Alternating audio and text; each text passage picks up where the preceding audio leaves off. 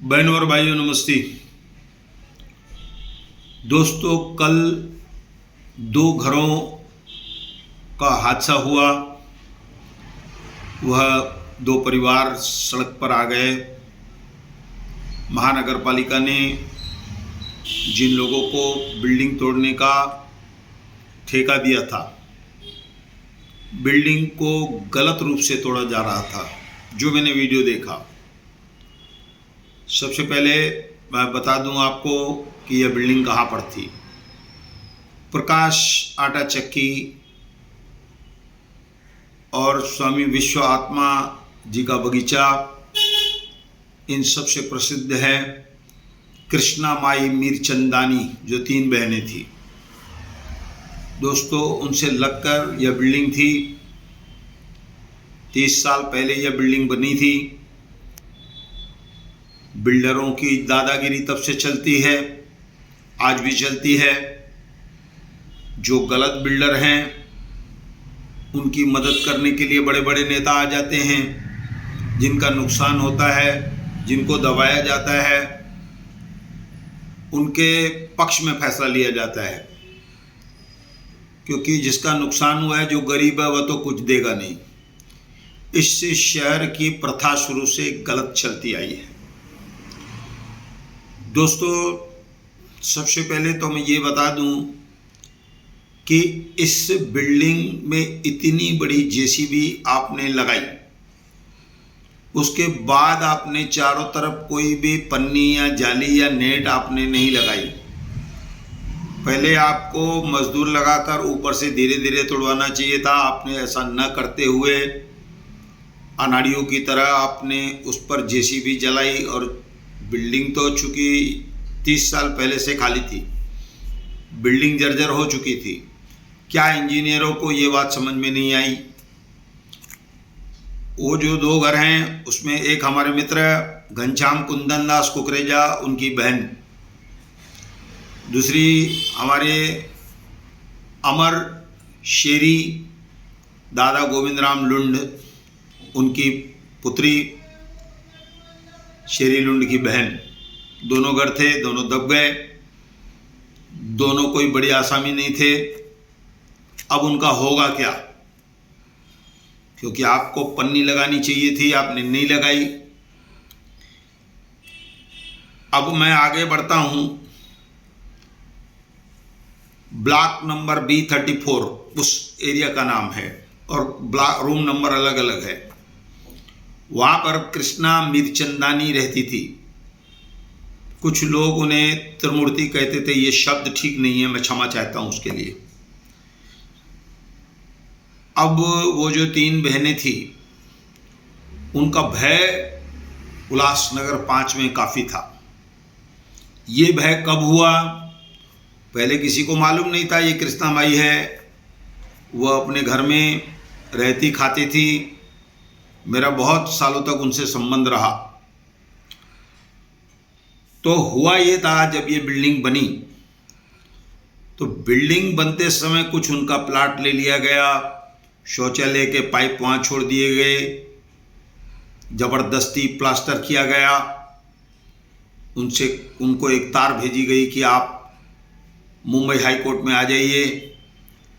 वह निकल पड़ी, और पीछे जो उनकी बहन घर में बैठी थी, उसको ताला लगाकर प्लास्टर कर दिया गया। दोस्तों, यहाँ से लड़ाई शुरू हुई। अनपढ़ महिलाएं थी, फिर भी उनको भगवान ने साथ दिया। और इस शहर में ये एक ही बिल्डिंग है जो आखिरी तक, आज तक कृष्णा माई के जाने के बाद भी बंद पड़ी थी। कृष्णा माई ने एक ऐसा आदेश लाया था हाई कोर्ट से। उनके वकील थे शेरू कनूगा। दोस्तों, बहुत बड़े वकील हैं वो। तो कृष्णा माई मीरचंदानी जब उनके पीछे लगी, तो उसका नतीजा ये है कि उसमें लोग रहते थे। उसका उदाहरण हमारे मामा मटन वाले हैं, वह भी वहाँ पर रहते थे। बसी बसाई बिल्डिंग को खाली कराया गया, यह किसी मर्द का भी काम नहीं है। दूसरे किसी को कृष्णा माई ने नहीं सताया। गलत काम होता है।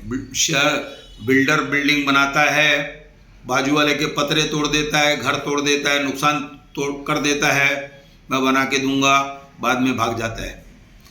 और यदि उसको फिर सताओ तो 10 लोग आते, 10 लोग, भाई छोड़ो, भाई छोड़ो, भाई, अरे भाई उसने क्या किया है पहले उसको आप देखो।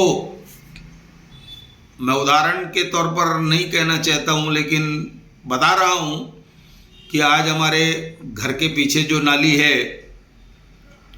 स्थानीय नेता को छोड़कर कौन से नेता या कौन से लोग आए कि भैया इनकी नाली चालू करो, ये आपने गुनाह किया है, गलत किया है, कोई नहीं आता है। कृष्णा माई ने एक ऐसा इतिहास रचा, इस बिल्डिंग का ऐसा आदेश आया कि यह बिल्डिंग यथास्थिति रहे जैसी है। दरवाजे चोरी हो गए, ग्रिल चोरी हो गई, खंडर भूत खाना एक हो गया बिल्डिंग। न उस बिल्डिंग को बेचना है, न कोई खरीदेगा, न उसको तोड़ना है, न उनको फिर बनाना है। एक तो कुछ टुकड़ा जमीन का कृष्णा माई का लिया गया, शौचालय के पाइप उस तरफ खोल दिए गए, उनको परेशान करने की कोशिश की गई, उनकी बड़ी जमीन थी। आज भी वह जमीन वहाँ पर यथास्थिति खाली पड़ी है कृष्णा माई की। अब तो संस्थाओं ने बोर्ड लगाया है, वहाँ मंदिर वगैरह बनेगा, कोई बात नहीं, ईश्वर करे उनकी आत्मा को शांति मिले। लेकिन मैं ऐसा कहूँगा कि ये जो 2 घरों का नुकसान हुआ है, इसमें अमर और शेरीलोन को आगे आना चाहिए, भारत गंगोत्री को आगे आना चाहिए कि आखिर इन गरीबों का जो नुकसान हुआ है, या फिर अगर यहाँ बिल्डिंग बनती है तो उनको फ्लैट मिलना चाहिए, उनकी भी ज़मीन लेकर के, जो भी व्यवहारिक बात है। अब उनको ये कहा जा रहा है हम लोग बैठ के बात करेंगे, पहले बैठ करके बात करो, बाद में इस बिल्डिंग को तोड़ो, क्योंकि बाद में आपको कौन ढूंढेगा। और मुझे पता चला है कि एक फर्जी ठेकेदार को हमेशा खड़ा किया जाता है, उसके पास कोई लाइसेंस नहीं है, उसको कोई जानकारी नहीं है। ये महानगर पालिका के ठेकेदार की चूक है, मैं ऐसा कहूँगा।